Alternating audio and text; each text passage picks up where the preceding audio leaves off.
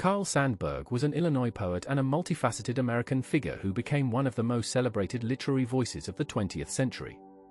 Carl August Sandburg, poet, biographer, and folk singer, was born in Galesburg, Illinois on January 6, 1878. He came from humble immigrant roots. He had a distinctive appearance with his shock of white hair in later years. Sandburg's early years were marked by hardship and perseverance.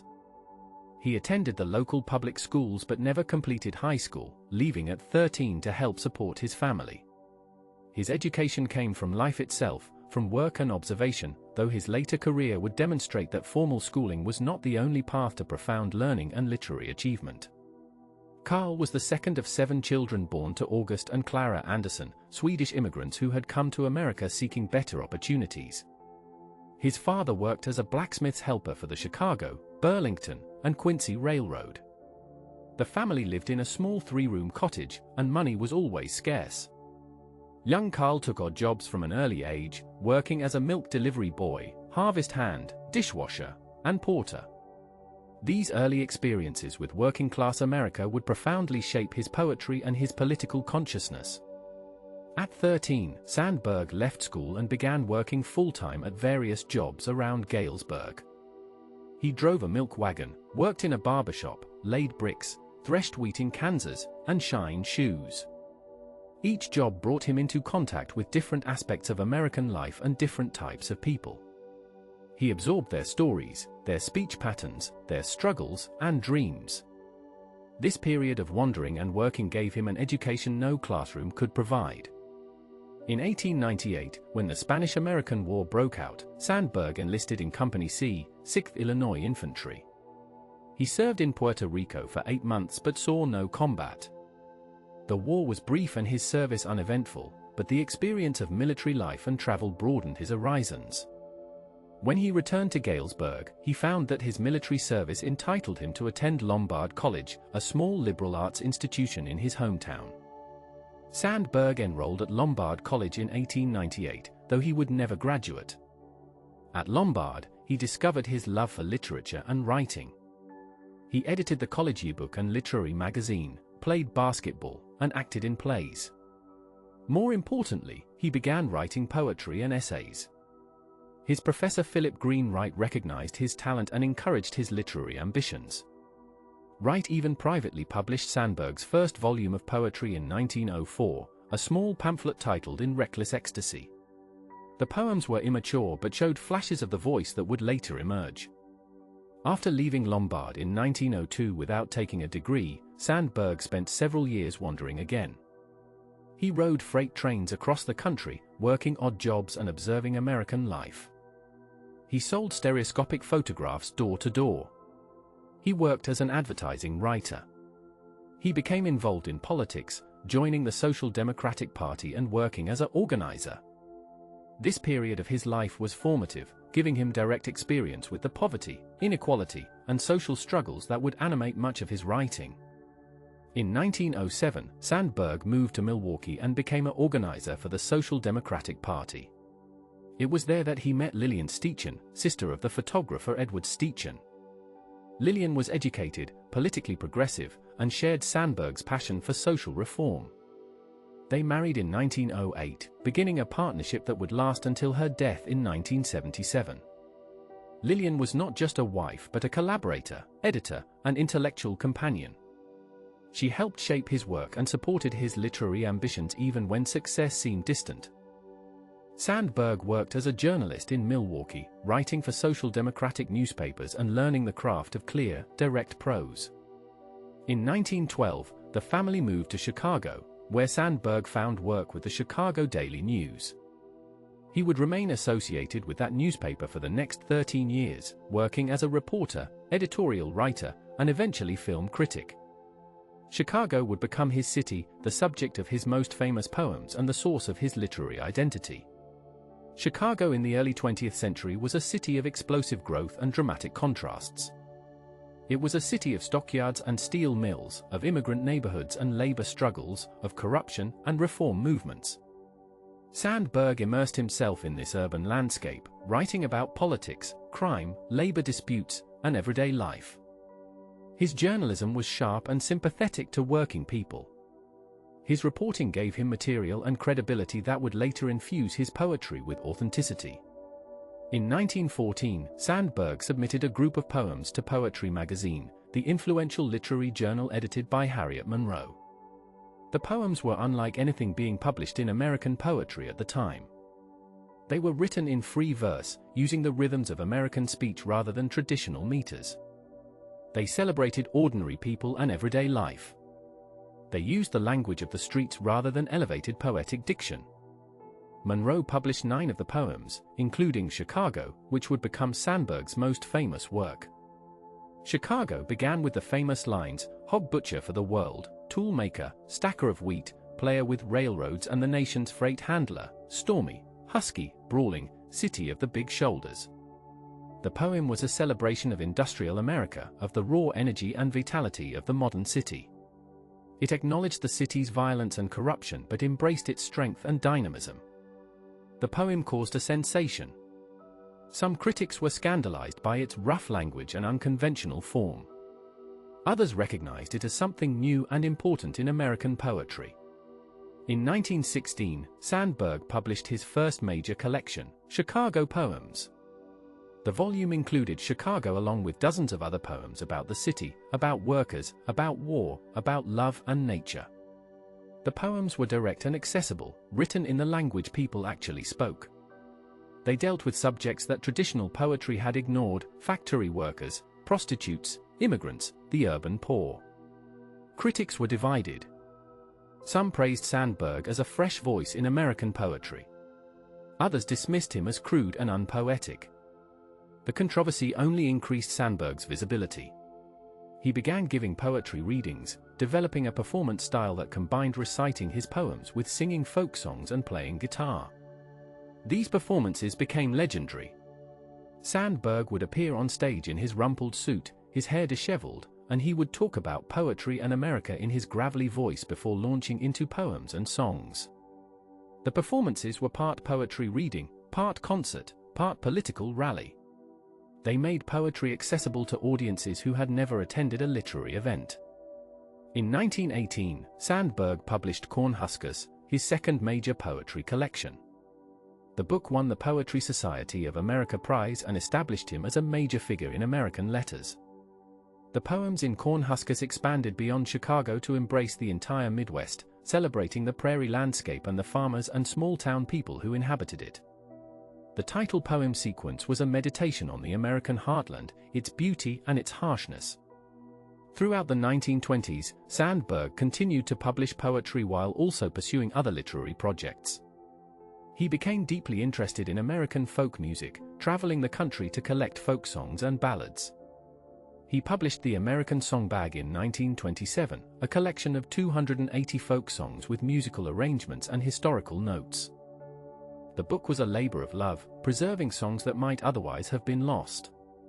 It also established Sandburg as an authority on American folk culture.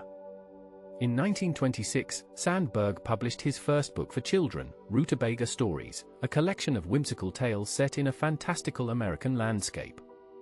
The stories were playful and imaginative, full of wordplay and absurd humor. They showed a different side of Sandburg's talent, his ability to write with charm and lightness. He followed it with Rutabaga Pigeons in 1923 and Potato Face in 1930. These children's books became beloved classics. But Sandburg's most ambitious project was just beginning. In the late 1920s, he started work on a biography of Abraham Lincoln. Sandburg had long been fascinated by Lincoln, seeing in him the embodiment of American democracy and the common man rising to greatness. He began researching obsessively, reading everything written about Lincoln, traveling to Lincoln sites, interviewing people who had known Lincoln or his contemporaries. The project would consume 20 years of his life. The first installment, Abraham Lincoln, The Prairie Years, was published in 2 volumes in 1926. The books covered Lincoln's life from birth through his departure for Washington as president-elect. Sandburg's approach was novelistic, creating vivid scenes and using literary techniques to bring Lincoln to life. He portrayed Lincoln as a product of the frontier, shaped by the same forces that had shaped Sandburg himself. The books were popular and critical successes, though some historians questioned Sandburg's methods and accuracy. During the 1930s, Sandburg continued writing poetry while working on the continuation of his Lincoln biography. He published The People, Yes in 1936, a long poem that was his most ambitious poetic work. The poem was a celebration of American democracy and the common people, drawing on folk sayings, slang, and vernacular speech. It was published during the Great Depression, and its affirmation of the people's resilience and wisdom spoke to the national mood. The poem was Sandburg's most political work, expressing his faith in democracy and his belief in social justice. In 1939, Sandburg published Abraham Lincoln, The War Years in 4 volumes. These books covered Lincoln's presidency and the Civil War. They were even more detailed than the Prairie Years, running to over 500,000 words. Sandburg had spent years researching in libraries and archives, accumulating massive amounts of information about Lincoln and the Civil War era. The resulting work was part biography, part history, part epic poem. It was criticized by academic historians for its lack of rigorous documentation and its literary embellishments, but it was embraced by the general public. The War Years won the Pulitzer Prize for History in 1940, cementing Sandburg's reputation as America's leading Lincoln authority. The complete 6-volume biography became the definitive popular account of Lincoln's life. It sold hundreds of thousands of copies and introduced Lincoln to new generations of readers. Sandburg's Lincoln was a man of the people, a democratic hero who embodied American ideals. This interpretation, while not always historically precise, captured something essential about how Americans wanted to remember Lincoln. During World War II, Sandburg was active in supporting the war effort. He wrote patriotic poems and articles. He gave speeches and readings to boost morale. He saw the war as a struggle for democracy against fascism, and he used his celebrity to support the cause. In 1945, he was invited to address a joint session of Congress on the occasion of Lincoln's birthday, an honor that recognized his status as a national figure. In 1945, the Sandburg family moved to a farm in Flat Rock, North Carolina. The farm, called Connemara, provided a peaceful retreat where Sandburg could write and Lillian could raise her prize-winning goats. Sandburg was now in his late 60s, white-haired, and increasingly recognized as an elder statesman of American letters.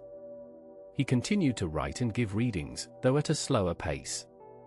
In 1950, Sandburg published his complete poems, a massive collection of his life's work in poetry. The book won the Pulitzer Prize for Poetry in 1951, making Sandburg one of the few people to win Pulitzer Prizes in both poetry and history. The complete poems demonstrated the range and consistency of his poetic vision over 4 decades. The poems remained accessible and direct, celebrating ordinary American life and ordinary American people. Sandburg's final major work was his autobiography, Always the Young Strangers, published in 1953. The book covered his childhood and youth in Galesburg, his wandering years, and his education in the School of Life. It was written in Sandburg's characteristic style, mixing memory and meditation, fact and feeling. The book was a reflection on what it meant to be American, to come from immigrant stock, to rise through hard work and talent. Throughout the 1950s and early 1960s, Sandburg remained active despite advancing age. He gave readings and lectures. He appeared on television programs. He recorded albums of himself reading his poetry and singing folk songs. His distinctive appearance, the shock of white hair and craggy face, made him instantly recognizable. He became a beloved national figure, representing a connection to an earlier, simpler America. Sandburg's politics remained progressive throughout his life. He supported civil rights and opposed McCarthyism. He believed in the dignity of working people and the promise of American democracy. His poetry and prose consistently championed the common man against the powerful. Yet he was never doctrinaire.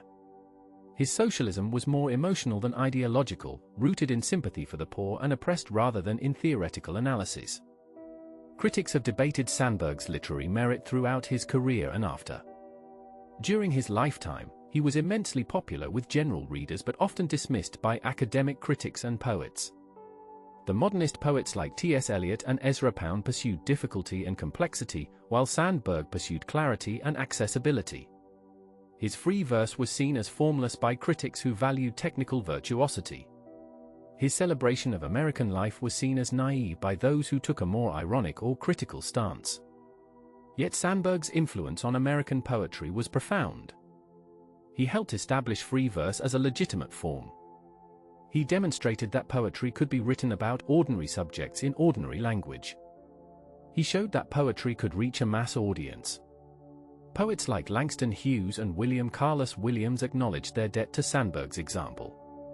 His insistence that poetry should be accessible and democratic opened doors for later poets.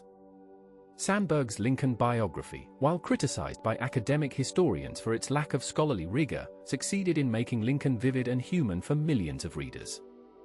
It shaped how Americans understood Lincoln and the Civil War.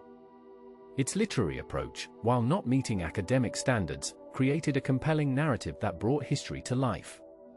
The biography's influence on popular understanding of Lincoln cannot be overstated. As Sandburg aged, he received numerous honors and awards.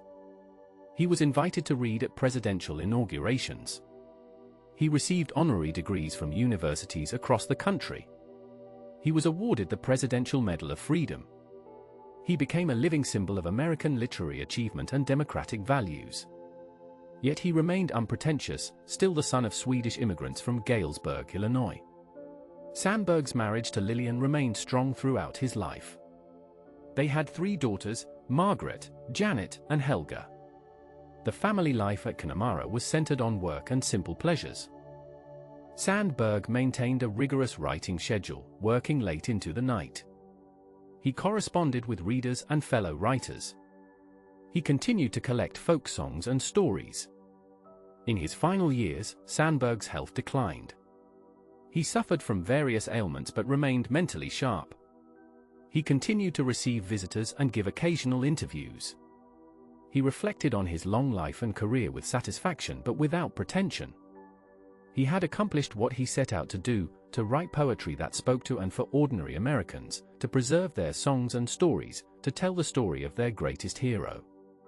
On July 22, 1967, Carl Sandburg died at his home in Flat Rock, North Carolina. He was 89 years old. His death was mourned across the nation. President Lyndon Johnson issued a statement calling him the voice of America. Newspapers published lengthy obituaries celebrating his contributions to American literature and culture. He was cremated, and his ashes were placed beneath Remembrance Rock at his birthplace in Galesburg. Sandburg's legacy is complex and enduring. He was a poet who made poetry accessible to ordinary readers. He was a biographer who made history come alive. He was a folk singer who preserved America's musical heritage. He was a journalist who wrote about the struggles and hopes of working people. He was all of these things, and together they made him a unique figure in American cultural life. Modern critics have been more appreciative of Sandburg than his contemporaries were. They recognize his importance in democratizing American poetry and expanding its subject matter. They acknowledge his influence on later poets. They value his documentation of American folk culture. Yet they also note his limitations, his sometimes loose construction, his occasional sentimentality, his preference for breadth over depth. Sandburg's poetry remains widely read, particularly Chicago and selections from The People, Yes. His Lincoln biography, while superseded by more scholarly works, still finds readers who appreciate its narrative power and human insight. His folk song collections remain valuable resources. His children's books continue to delight young readers. His influence persists in American literature and culture. Perhaps Sandburg's greatest achievement was his insistence that literature should be democratic, that it should speak to and for ordinary people. He rejected the notion that poetry was only for an educated elite. He believed that the lives and language of working people were worthy subjects for serious literature. He demonstrated that accessible writing could also be artistically significant. In the end, Carl Sandburg was neither a modernist innovator nor a traditional formalist, but rather a people's poet who found his own voice and used it to celebrate American democracy and the American people. His legacy includes both his substantial body of work and his example of the writer as public figure, engaged with the social and political issues of his time. He is remembered today primarily for Chicago and his Lincoln biography, but his full achievement encompasses poetry, biography, journalism, folk song collection, and children's literature. Sandburg was a man who embodied American possibility, the immigrant son who became a national voice, the self-educated worker who became a literary figure, the wanderer who found his home in the American heartland and its people. His life and work remain testaments to the democratic promise of American culture.